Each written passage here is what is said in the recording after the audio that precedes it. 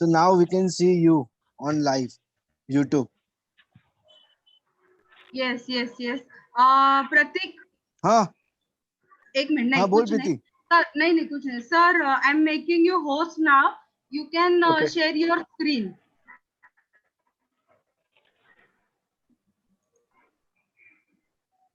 Okay. So please share your screen now.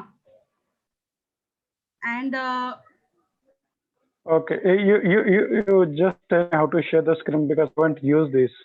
So there is a share option. Share option there is is there? the option Okay. share screen.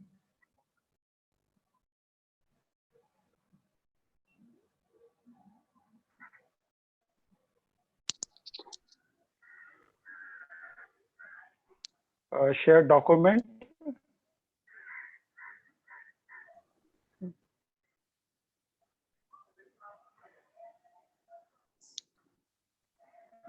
Open.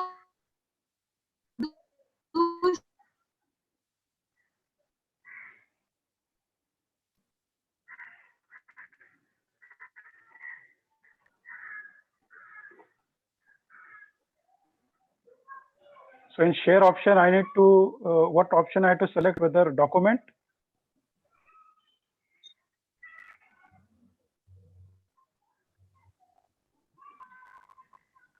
Screen, sir, screen. Okay, screen, okay.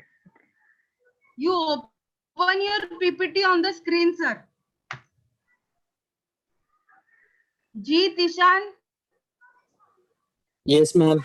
You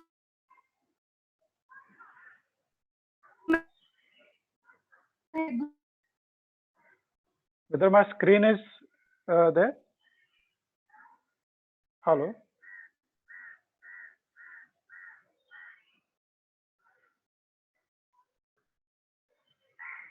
Yes, ma'am.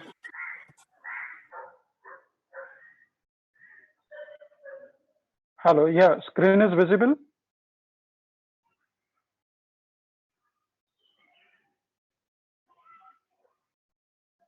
No, sir, it's not. No sir, it is not visible actually. Preeti madam. Okay, I'll be going Hello. in share option, then screen.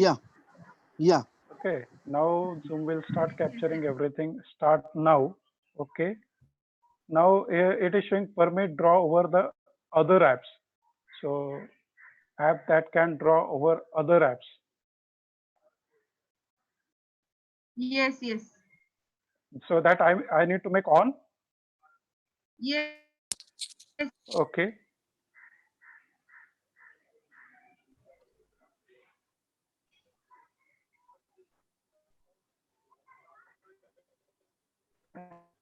Yes, so now you can go to the PPT.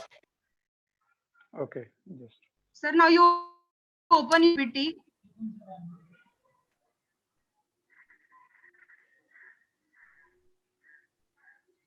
Is it visible now? Okay. Yes. Yes, sir. Yes, Please Visible? start. yes. Okay. Okay. Okay. Yes, it's visible, sir. Yes sir, it is visible. Okay. Okay. Okay. Shall we start? Yes, sir. Please start. Yeah. Thank you very much. So we are discussing about the title. So the title should be such that your title should attract the audience to read the paper, and there should be 4 to 5 keywords which shows the application methodology, the domain, and a specific thing, the novel word if you have created, that also be a very important keyword in your title. And the importance of this title is that it will choose the right audience to read the papers. The title should neither be too short or too long. Most of the times, especially the student, they who have writing first time the paper, they are just simply writing. For an example, they have done the projects in image processing. So title of the paper cannot be an image processing or image processing analysis, because it won't reflect any methodology or in what domain it reflects, but methodology or the application. So it should not to be too short also. And other thing is that it should not to be too longer also, because again it will be the meaningless to read, and it will be the confusion for the audience whether that is serving the intention, the purpose to read the paper or not. Next is the waste word that you don't supposed to use in the title, that is the studies or the investigation on a and the etc. So it won't require, or it dilute the focus of the audience while reading the paper. Then syntax or word order must be very carefully considered, because most of the times the domain cannot be misconsidered, or the methodology, or it should not to be mixed. The order of the keywords while reading the title, it should be exact, because you need to practice that when you are writing the title, you read yourself and justify as a novice user whether I am getting the meaning of this title or not. Then it should contain the keyword that reflect the contents of the paper. Now these keywords you are writing after the abstract, that also we will be going in the next section, but here we are discussing about the keyword that you are using in the title. It should be meaningful and not very general, as I discussed, like the example image processing or image analysis. So it should not to be very general, otherwise it will confuse the audience, and it will not reach your intelligent experiment to the proper audience. Then it should capture the fundamental nature of the experiments and the findings. So the title supposed to explore a certain it give the glimpses, it's supposed to give the glimpses of what kind of methodology or what novelty are expecting the reader out of this paper. While preparing the title of the paper, make a list of the most important keywords, and that can happen only when you complete writing the whole script of your technical paper. Then think of a title that contains these words. So whatever the keywords you are listed, it's supposed to be you now arrange these keywords such that the while reading this title, it will be the perfect to the perfect audience. Title should not state the conclusion of the paper. So it's not supposed to explore the statistical results or the better best kind of words of the conclusion in the title. The title never contains abbreviations, chemical formula, proprietary names, or jargons. Then rethink of the title before submitting the paper, because while reading the your paper yourself 4 to 5 times, again rethink whether the title is suitable or not. Then be very careful of the grammatical errors due to faulty word orders that we have discussed, and avoid using the word using in that title, which dilute the sense of the title. Now the second, the important part to attract the audience or to select your paper to read in a very brief manner, in a very summarized manner, that is the abstract. So abstract, it consists at least the answers of the 4 word, that is in what domain this paper is. Second, what are the recent trends going on. Third is what methodology are used compared to the other methodology. And fourth is what are the statistical findings that you achieved in your experimentation. So these 4 questions answer must be there in the abstract section. An abstract can be defined as a summary of the information in a document. As I say, it is of fundamental importance that the abstract be written clearly and simply, as it is the first and sometimes the only part of the manuscript read. Most of the conferences, they ask for call for abstract instead of the whole papers. We find that most of the conferences, they are inviting the abstract and not whole paper. So we can find that why the conference chair, why the conference authority have to select your paper. So the care must be taken that your paper, your abstract in your paper that should have the exact information which is required to understand the audience and to the conference chair. So in the abstract, it should provide a brief summary, as I said, the answer of the first four questions that we have discussed. That is the state, principal, objective, and scope of the investigation. That is the domain. Then describe the methods that we have discussed, what methodology peoples are using, and what methodology you are using. That gives idea to the audience.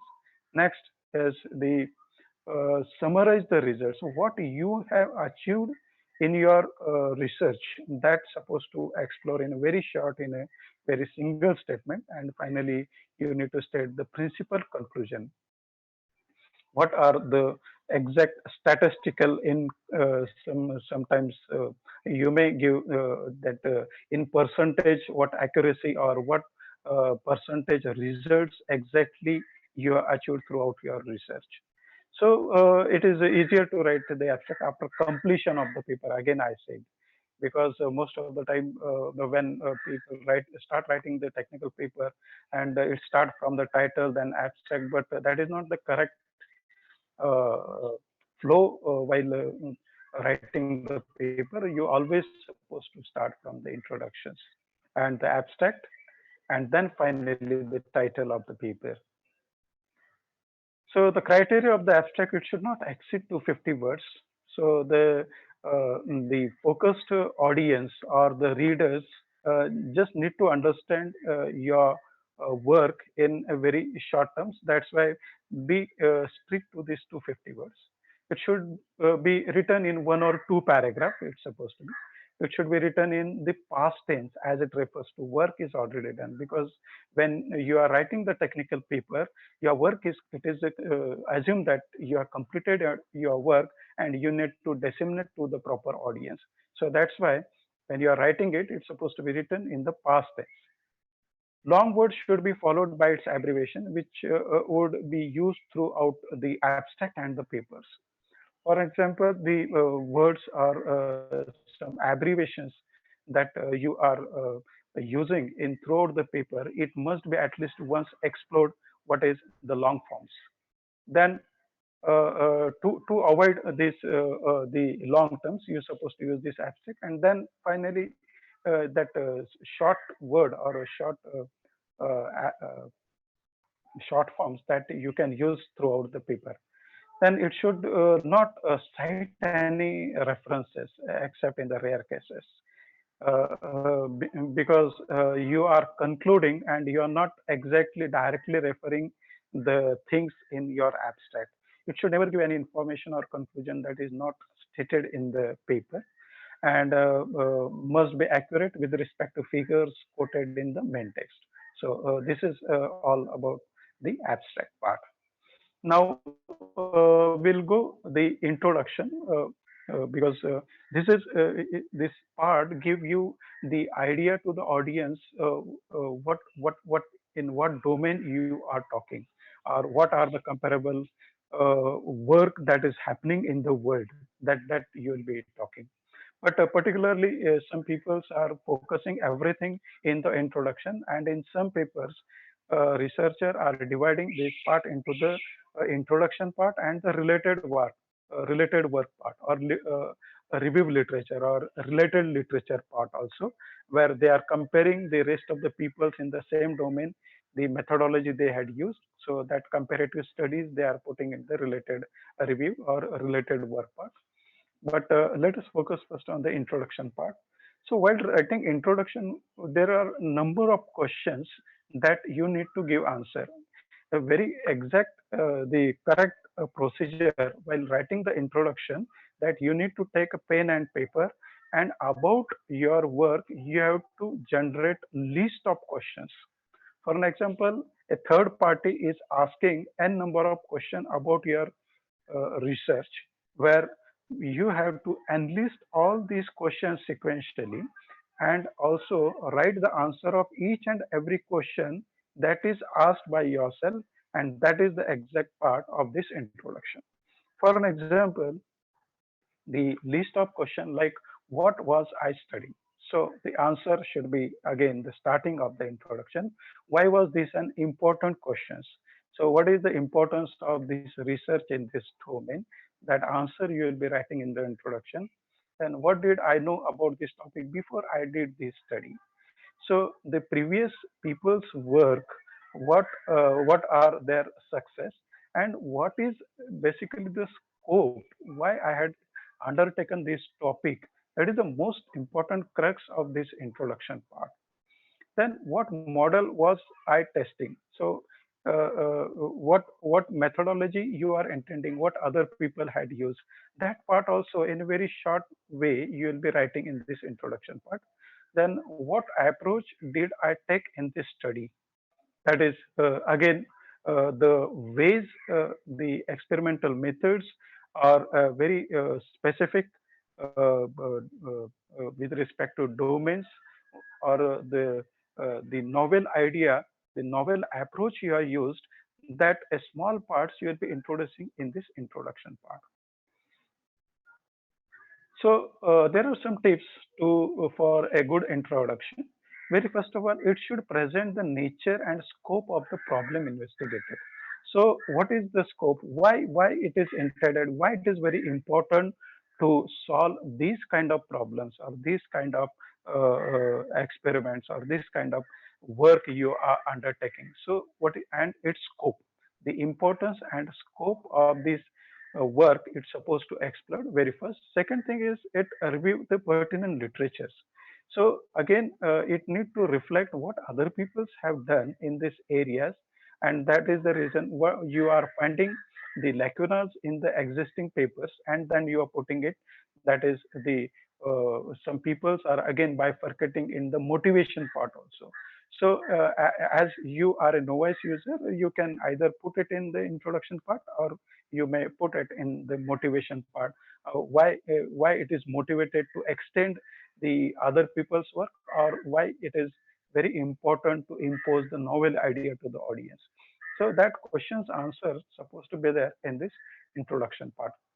Then it state the method of the investigation, then state the principal results and the investigation, then state the principal conclusions suggested by the result. So here the clue is that you are writing this introduction, and you are summarizing this again, the introduction, into the abstract part, or you can say the abstract is a small set or a small keyword set of these introductions. There are certain general rules. So while writing the introduction, you will be using the present tense when referring to the work that has already been published, but past tense when referring to your own study, because it is the work is already completed, and that's why you want to share your results. Use active voice as much as possible. Most importantly, avoid lengthy or unfocused reviews of previous research. For an example, don't focus in depth of the other people's work, because that you have referred for your study, and not to repeat the other people's work in your work. So you should be avoid the lengthy discussion about the other people's work. Then most important, cite peer-reviewed scientific literature or scholarly reviews, because when you are referring the other people's work, you need to justify that if you have referred, and you have to acknowledge through citation properly to the other people works while writing, while referring certain theme, while taking certain ideas from other people's work. You will be putting it in the box number, which is the reference number, that you are putting the details of this reference in the reference sections. No material should be there which is not cite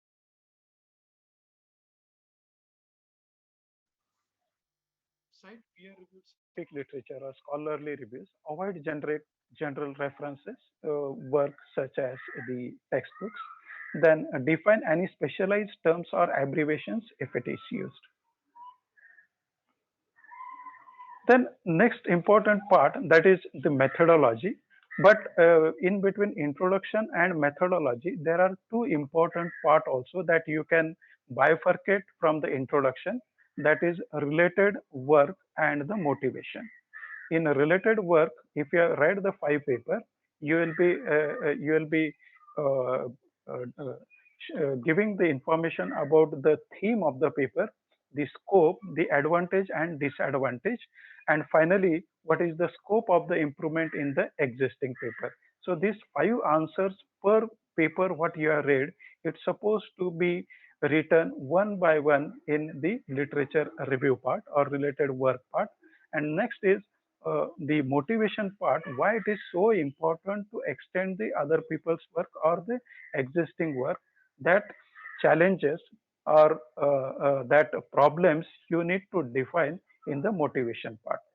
And then it goes with the proposed work, proposed methodology, or the methods what you have used. Now here again, here from this section it starts the writing the actual work you have done in the experiment, in your uh, uh, project work or your thesis or dissertation. Here in these sections you will be putting all the original work done from your side in this section. Now, in this methodology part or the proposed work part, you need to provide full details so that the experiments are the reproducibles. The meaning is that when you're writing this section, the other people, the reader, supposed to be or able to reproduce the experiment what you have done in these sections. So that's why each and everything, until and unless it is a confidential part or it is a proper permission it required. For an example, in the industry, one NDR, non-disclosure agreements are always written from the employer to not to disseminate the inside information of the industry.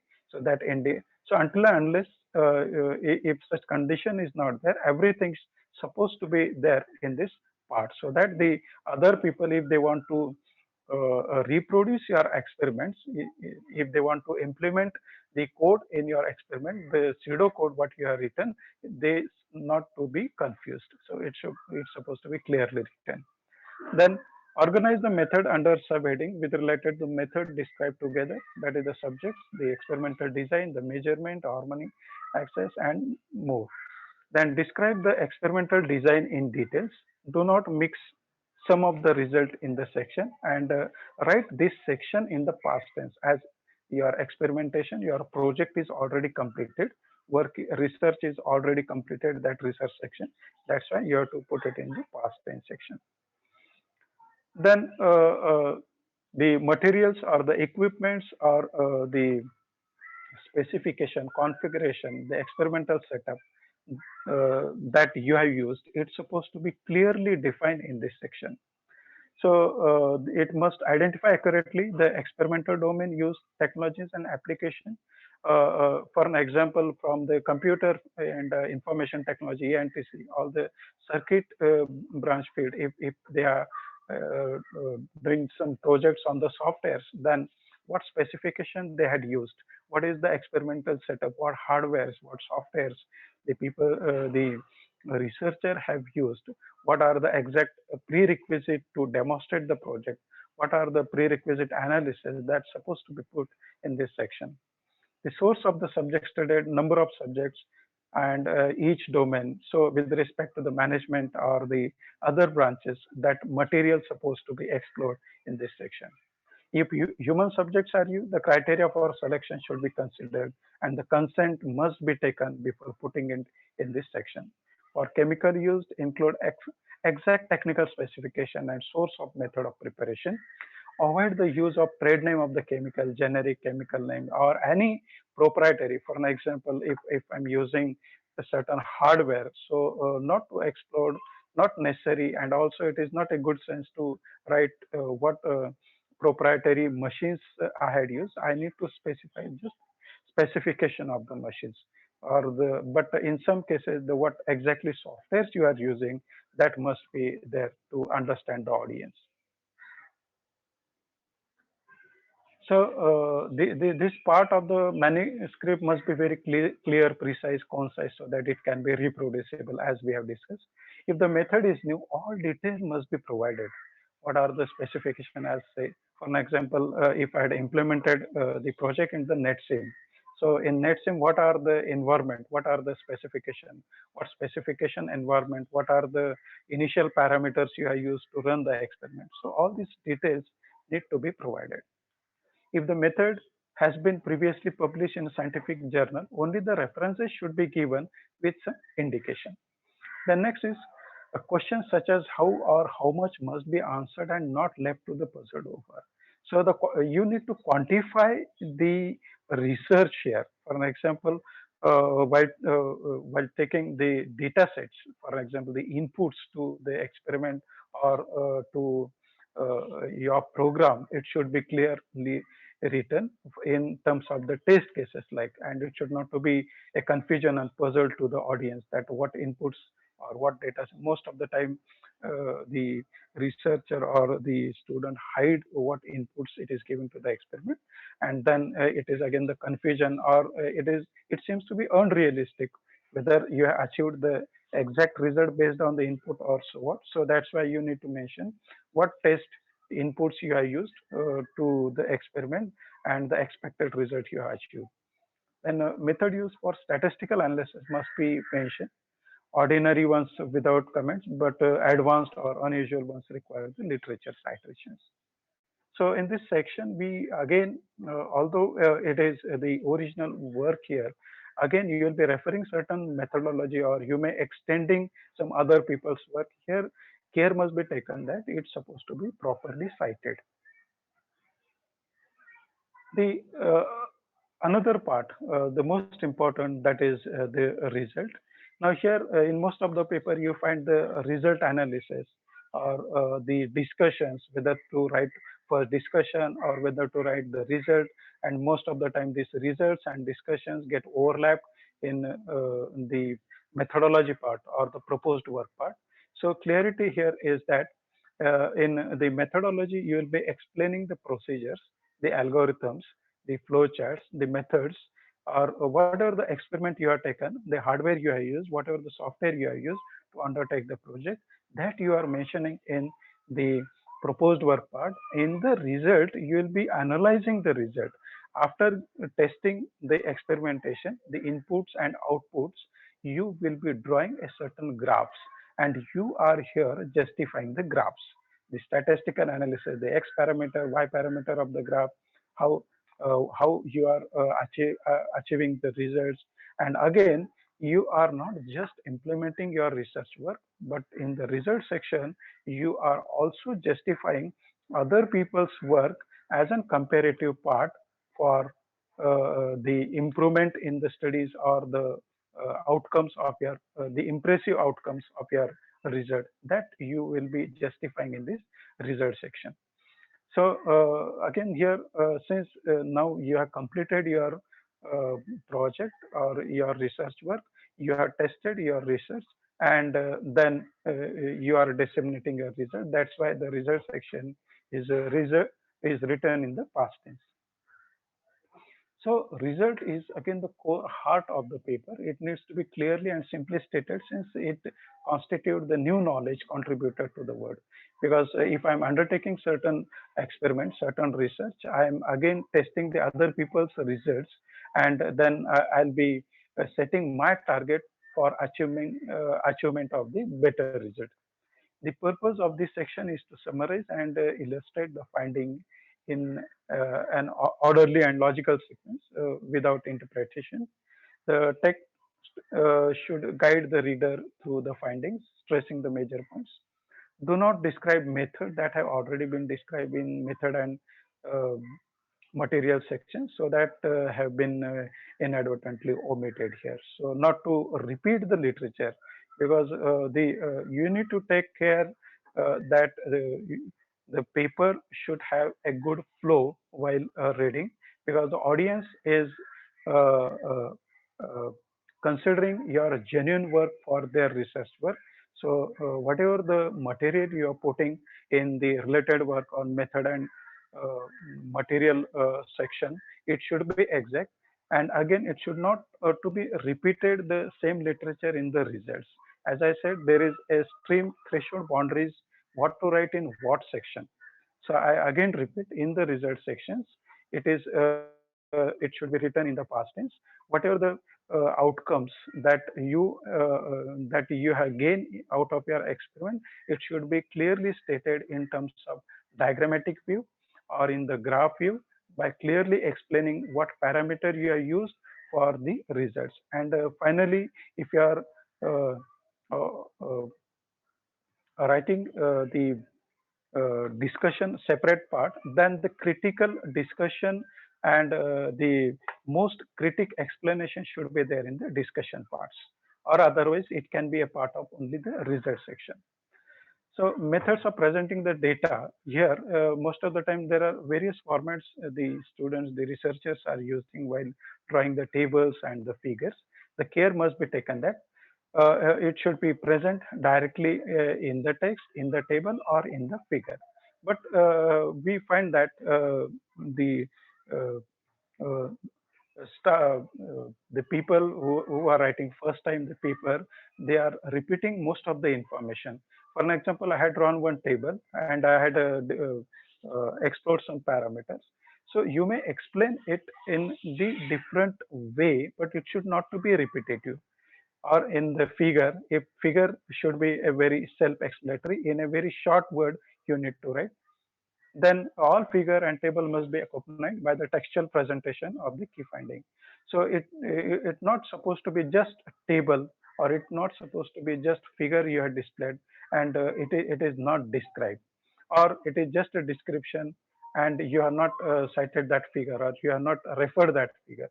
So what are the tables and the figures, the materials, in the pictorial form you are uh, adjusting in your text, is it must be explained properly by referring its figure number or the table number.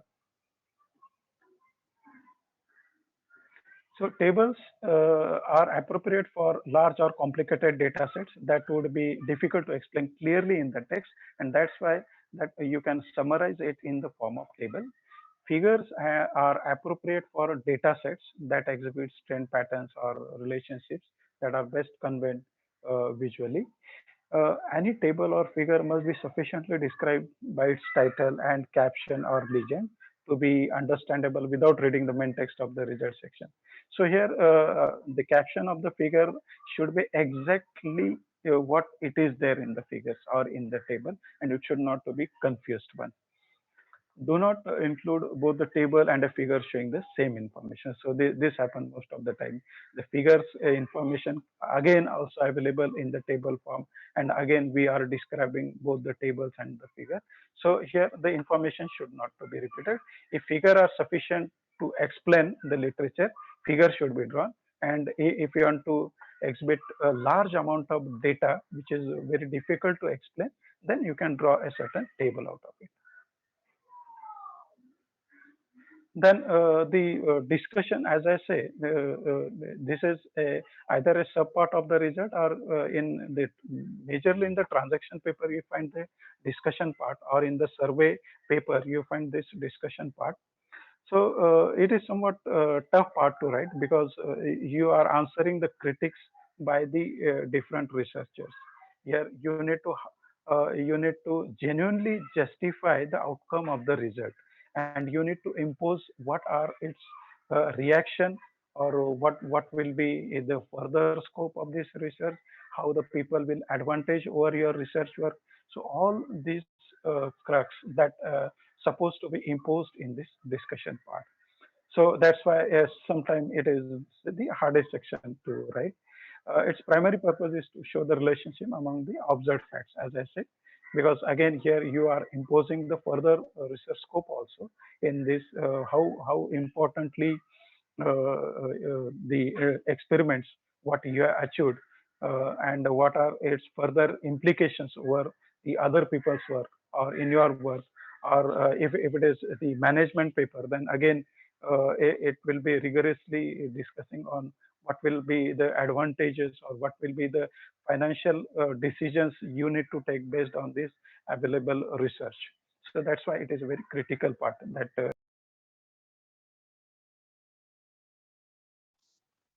should end with a short summary or conclusion regarding the significance of the work.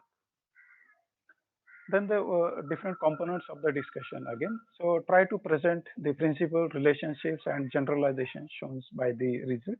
Point out any expectations or any lack of correlation and define unsettled point. Show how your result and interpretation agree or contrast with previously published work. Discuss the theoretical implication of your work. State your conclusion as clearly as possible and summarize your evidences for each conclusion. That's why I say it is a somewhat hardest part, and you need to answer the queries what it is displayed in the slides. Then how to state the acknowledgement, as it is an optional part, still there is a proper procedure to write any acknowledgement. So when you should acknowledge with respect to any significant technical help that you have received from any individual in your lab or elsewhere, the source of special equipment, culture, or any other material, any outside financial assistance. As I say, if some funding agency is helping you for granting the financial help or the contracts or fellowships. I just want to stress here, as most of the audience from the diploma students or the degree students here, while writing the acknowledgement, generally the students are writing the paper with their supervisor, their guide, their teacher. So teacher name is already there as in one of the author, and student again writing their name in the acknowledgement that the guidance I had got from so and so teachers, so and so professors. So it is not the proper way, because again your professor or teacher is a part of your research. So not to acknowledge it, because he is a part of your work. The acknowledgement should be stressed 2 to 3 points. One is if funding agency had helped you, then if some laboratory had sponsored some material to you, or any apart from this, any help you have got outside to execute this experimental work. So that part you can write in this. So show the proposed wording of the acknowledgement to the person whose help you are acknowledging. So that is the summary of this. Then the referencing. So as I stated in the very first slide, the introduction part, the or the variety of section part, the difference between the references and the bibliography. As I say, references are written when exactly the material you have used. For an example, you have read 15 papers and it is directly concerned to your work, then you have to put serially all these 15 papers. And wherever you have referred the literature from a particular paper, you are citing it in the box bracket reference number, where the detail you find in this reference section. So referencing is a standardized way of acknowledging the source of information and idea that you have used in the document. A list of all the references used in the text must be written. So most of the time, the students or the researcher citing the material, but it is not available in the references itself. So it is again a violation of the law, the ethics. And if you are not properly acknowledging the citation, so it comes under the plagiarisms. So we need to take care while citing the literature. It's supposed to be properly cited and put it in the reference section. Then references format, it vary from the different area to area, I can say. So here we see in citation text. Uh, I will directly go in the different uh, paper or the book how to write the references. So that will be the better instead of understanding. This will give the clear view how to write the references. So as the way of writing the references vary from the sources to sources. For an example here, book. If you want to mention the book reference in your paper, so here first the author name, then title of the book and the publisher and the date of publication, year of publication should be there. So these uh, sequence must be there while writing the book reference in your paper. If you are referring the journal paper, then the name of the author starting, then title of the paper, then the title of the journal, or the magazine article, then its exact volume, the number, or the DOI, document indicators, document object indicator, that's supposed to be clearly specified.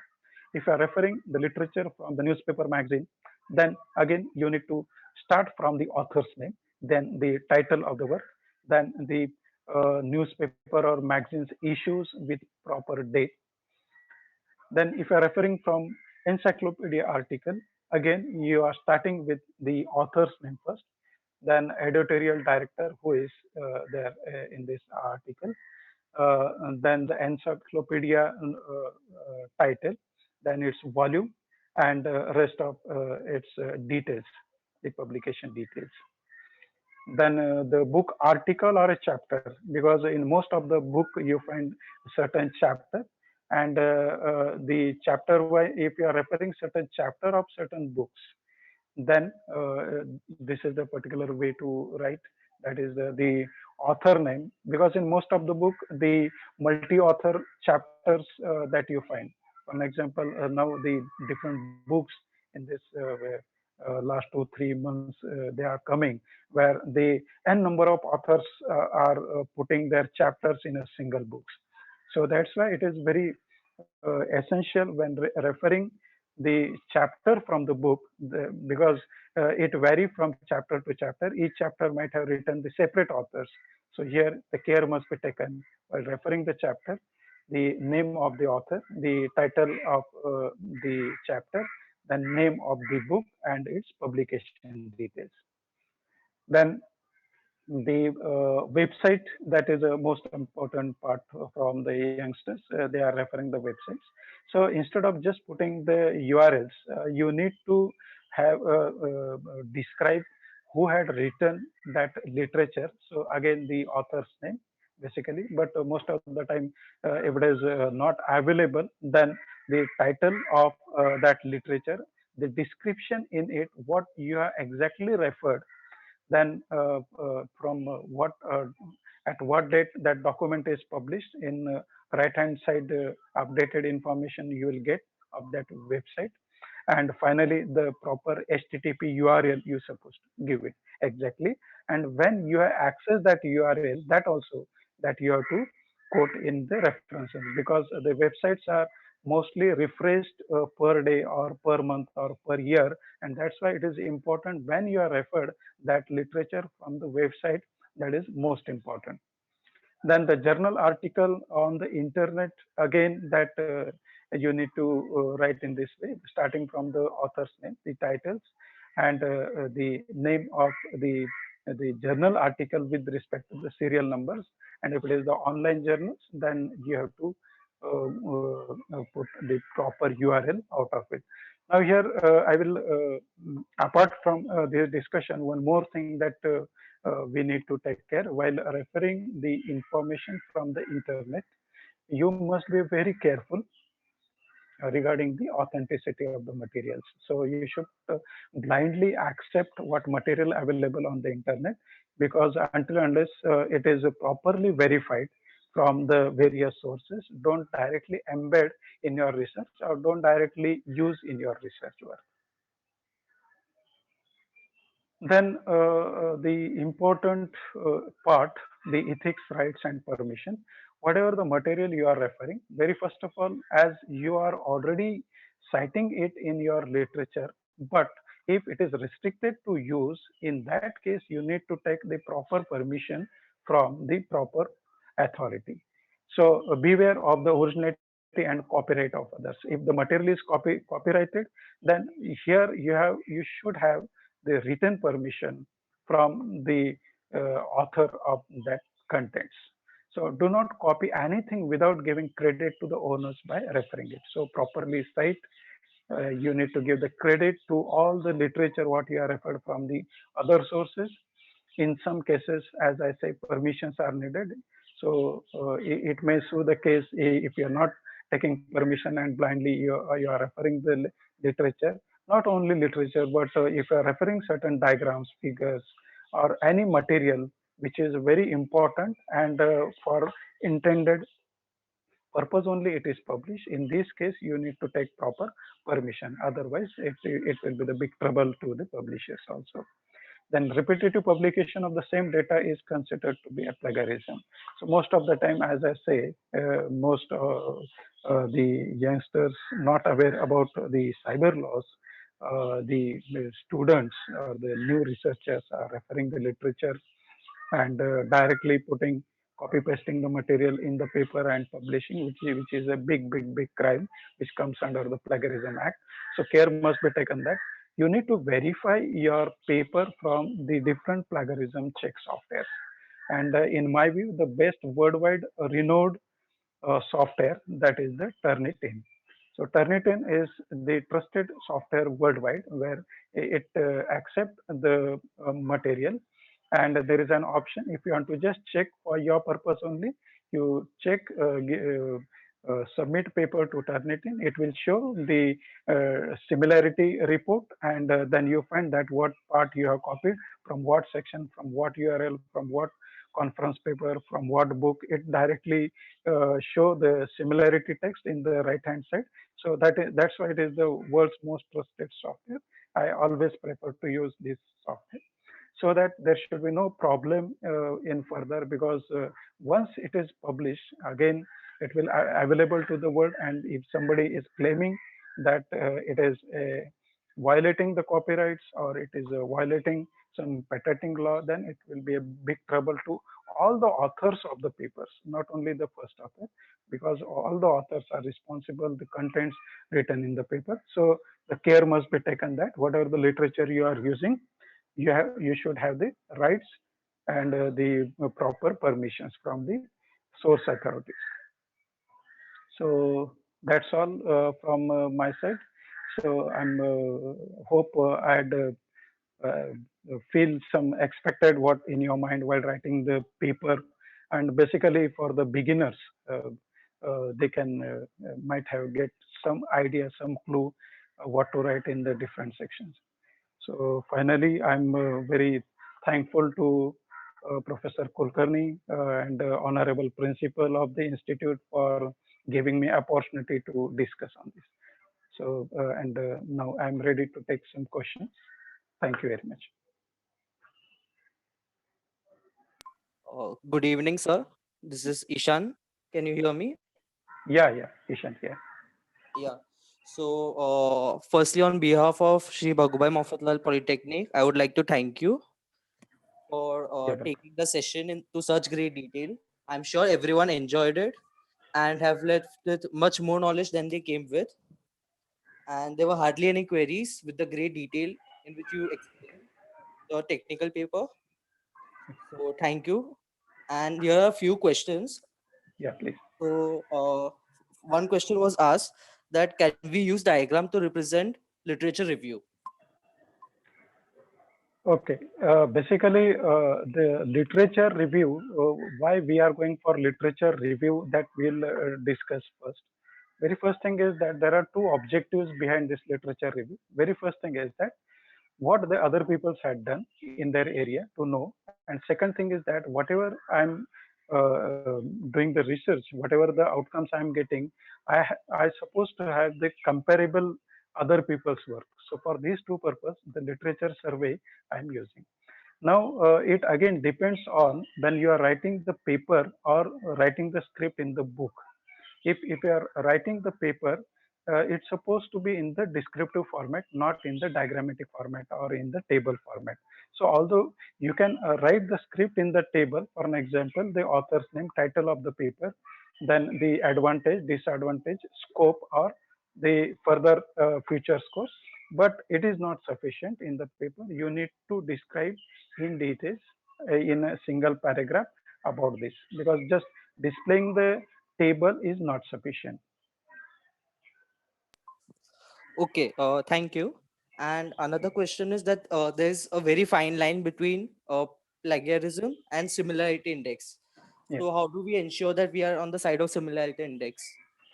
Yes, as I say, if you go through this Hello. plagiarism software, So, can you the turn, explain the difference, the main difference between the two?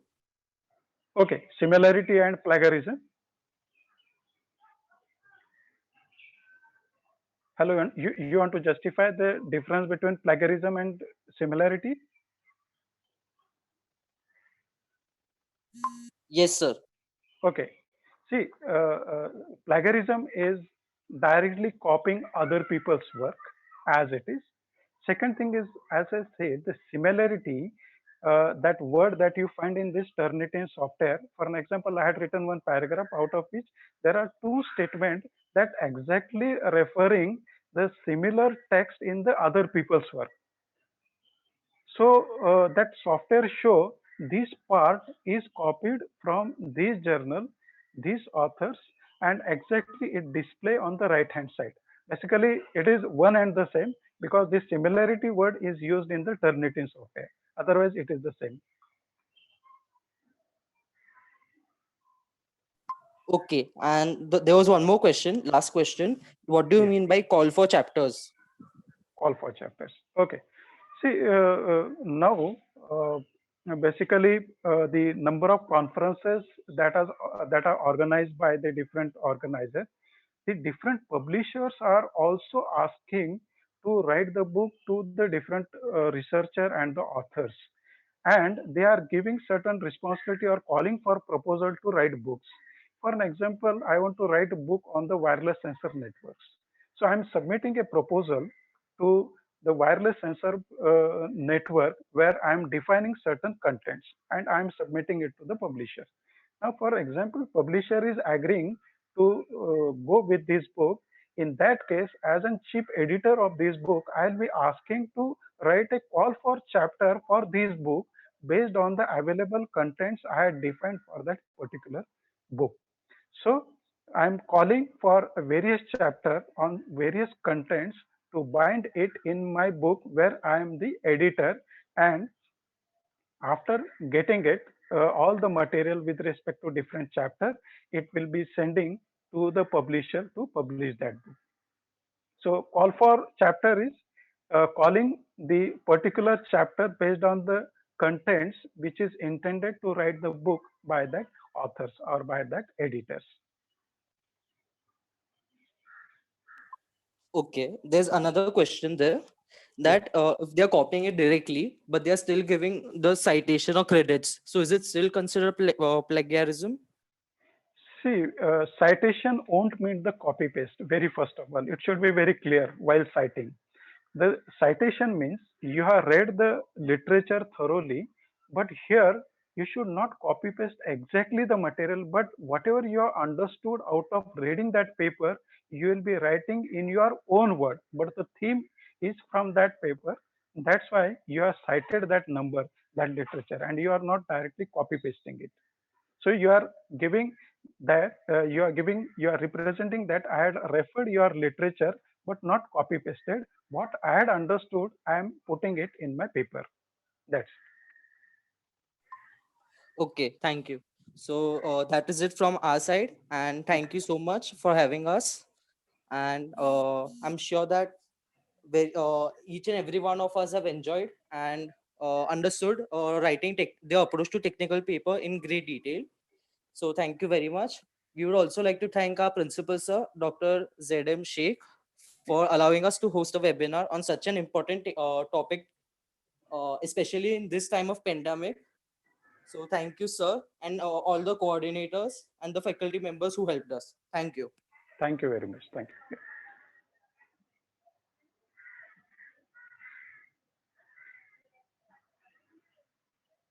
Sir, could you